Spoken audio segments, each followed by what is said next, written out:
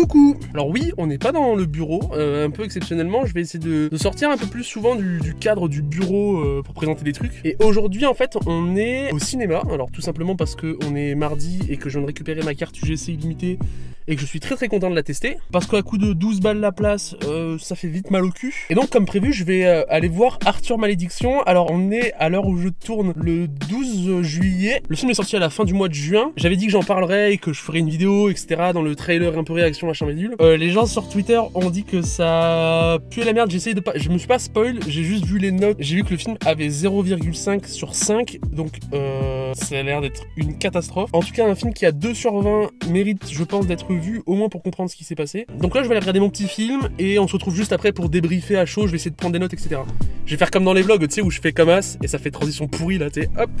Voilà, donc je sors du film Arthur Malédiction. Alors je vais dire un truc qui va en surprendre plus d'un sur cette chaîne YouTube. Moi j'ai trouvé le film pas mal et je vais vous expliquer pourquoi. Déjà j'ai pris des notes. Alors je vais déjà faire la liste des trucs que j'ai trouvé pas cool et qui sont pas très bien. Comme ça, voilà, je peux cracher mon venin et tout le monde est content.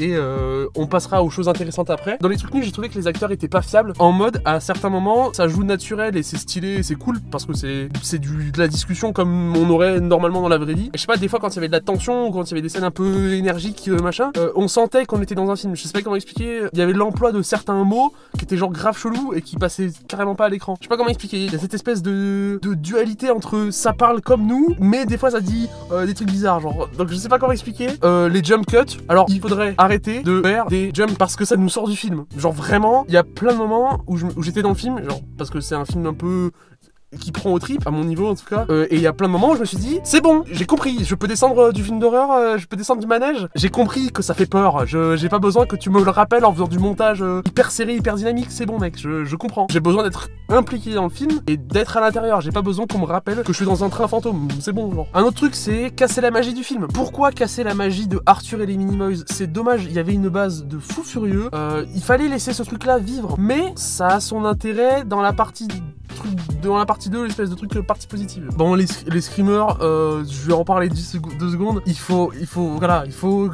On peut descendre du train fantôme. J'ai bien aimé avoir peur un peu parce que l'ambiance est stressante, c'est angoissant. Il y a des trucs qui peuvent faire peur sans choquer, enfin sans genre typique la scène des abeilles, des guêpes machin bidule. Ça fait peur parce que on est tendu, tu vois. Moi j'ai changé de slip 2 fois pendant la séance. Il y a cette scène, la scène des bras. Alors la scène des bras contre l'arbre, on savait. Enfin, tu sais la première fois tu captes pas trop. Après tu comprends et du coup en fait ça fait peur, tu vois, ça c'est cool, mais juste faire comme ça pour rien, bon bah c'est yes, let's go. J'ai 23 ans en fait, hein, donc il faudrait voilà, grandir un peu. Voilà, c'est tout ce que j'avais dans la liste des trucs nuls à souligner, et en vrai du coup il y a plus de trucs positifs, donc pour moi forcément s'il y a plus de trucs positifs c'est quand même que le film était plutôt positif, j'imagine. Alors dans les trucs cool forcément, l'ambiance du début du film, je vais dire jusqu'à les 45 minutes, l'ambiance du film en fait, vu qu'on oscille, parce que dans ma tête j'étais parti sur ça, entre est-ce que c'est la vraie vie de nous ou c'est dans l'univers des Minimoys, il y a cette espèce de truc, on sait pas trop,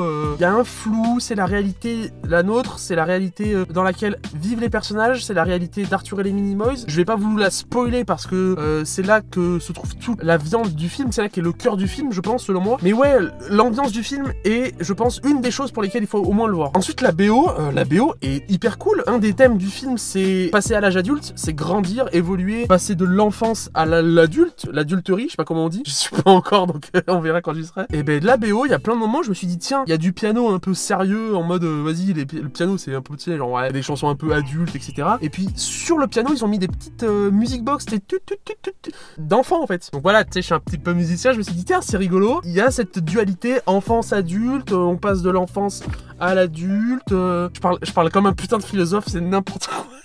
Donc ouais, la BO appuie vraiment le film, ils se sont pas contentés de prendre simplement des musiques connues et de les mettre sur un long métrage, ils ont vraiment composé un truc qui rendait service à l'œuvre, et donc pour ça, forcément c'est un point positif. Ensuite j'ai noté, pète la vitre. Ah oui, à un moment ils sont devant la voiture, et ils sont en mode, vas-y, il faut qu'on mette un blessé à l'aise, tu vois, et ils sont en mode, merde, on n'a pas les clés, et pendant genre 5 minutes je suis en mode, putain ça fait chier, donc j'étais trop avec eux dans la team, merde on n'a pas les clés. Après je me suis dit, putain mais casse la vitre, et au moment où je me suis dit, mais putain casse la vitre, le mec a cassé la vitre, et je me suis dit, Vas-y, ok, je peux pas reprocher au film qu'il ait pas pensé à faire un truc auquel moi j'ai pensé. Et donc forcément, je suis obligé de lui donner le point positif parce que on a tendance à critiquer les films qui font pas ce genre de choses-là. Alors moi, je me suis dit, allez, on met en avant des films qui font les choses auxquelles nous on penserait naturellement dans la vraie vie. Et forcément, c'est un point positif. Bon, ça c'est cool. Et ça me l'a refait, c'est incroyable, ça me l'a refait pour les fusées, le pistolet à fusée machin éclairante, je sais pas quoi là, le pistolet de survie. En fait, 10 secondes genre avant de l'utiliser, je me suis dit, mais merde, mais putain, on a un pistolet de survie, autant l'utiliser genre. Et paf, il utilise le pistolet de survie. C'est à ma connaissance une des seules fois, ou du moins je me souvienne, où je pense à un truc en mode merde, c'est vrai qu'on a ce truc là dans notre inventaire, faut le faire. Et elle se déroule juste après, j'ai trouvé ça trop cool. Voilà, après le plot twist de fin, attention je spoil.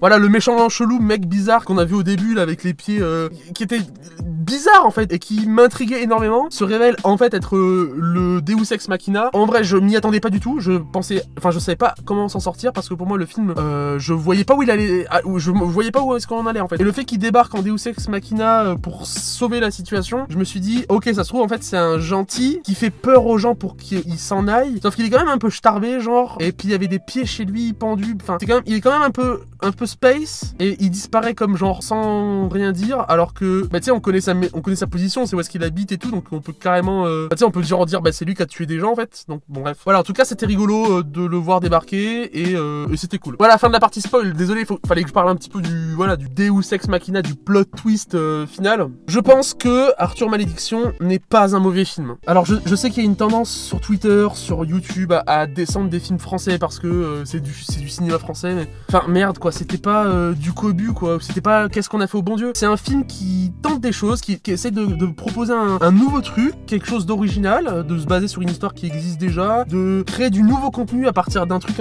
qu'on connaît. Et moi je peux que trouver ça stylé en fait. Là où on se plaint toujours d'avoir la même soupe tout le temps servie comme un bébé qu'on gaverait, et ben là c'est original. Donc il faut voir ce film. Il faut voir ce film parce que ouais, il y a des gens qui se sont cassés la tête pour trouver une histoire intéressante, une histoire qui certes a pas un fort taux de rewatchabilité, donc vous pourrez pas le revoir 25 fois, mais ça vaut le détour et je pense qu'il y a du bon à prendre partout. J'ai donné un coup dans la portière. Donc ouais, moi personnellement je suis convaincu que ça reste un bon film.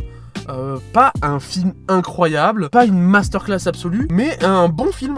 Donc en vrai, prenez vos potes, quitte à rigoler un bon coup au cinéma, ou même si comme moi vous avez un peu peur des films qui sont stressants. Là je pense que c'est mon level max en termes de frayeur au cinéma. Je pense que au-dessus, je suis mal. La scène du piège à loup qu'on a vu dans le trailer, moi m'a mis hyper mal à l'aise, hein, le moment où est-ce qu'on a vu la blessure, etc. J'étais en mode donc vraiment, c'est ma limite max. Mais ouais, ça peut être un très bon film à montrer à des ados. Moi, j'aurais kiffé le voir à 14-15 ans pour commencer à appréhender les peurs au cinéma, etc. Plutôt que me retrouver... Vraiment, j'ai paniqué au début du film, quand le film a commencé, quand la séance a démarré. J'étais en mode, mais mec, qu'est-ce que je fous là? Je vais me pisser dessus, ça se trouve. Et en fait, non, ça va, c'est gérable. J'ai changé de slip, mais c'est gérable. Voilà, j'espère que j'aurai au moins permis d'apporter ma pierre à cet édifice. Je veux pas que vous ayez cette espèce d'appréhension de vous dire, ah ouais, c'est tout le monde l'a descendu, et puis vas-y, 0,5 étoiles sur 5. Il y a des gens derrière moi. Il y a des gens qui se promènent derrière moi, c'est trop marrant. Ouais, il faut pas partir négatif, parce que quand on va regarder un film, il faut se faire son propre avis. Il faut essayer parfois d'aller à contre-courant, même pas forcément par esprit de contradiction, parce que vas-y, machin. Il faut se dire, ok, je fais mon truc, je fais ma propre popote. On verra ce que ça donne, on verra. Et en vrai, moi je suis pas déçu, j'ai passé un très bon moment, je suis très content. Voilà. Ben merci de nous avoir proposé cette œuvre qui sort un petit peu des canaux traditionnels, on va dire, en termes de cinoche mainstream, j'ai envie de dire. C'était plutôt cool et j'espère qu'on refera ce genre d'expérience un autre jour. Voilà, sur ce, on se retrouve prochainement pour peut-être un autre, je sais pas comment on appelle ça, ciné mardi ou ciné mon cul. et je vous souhaite de passer une belle semaine. Salut.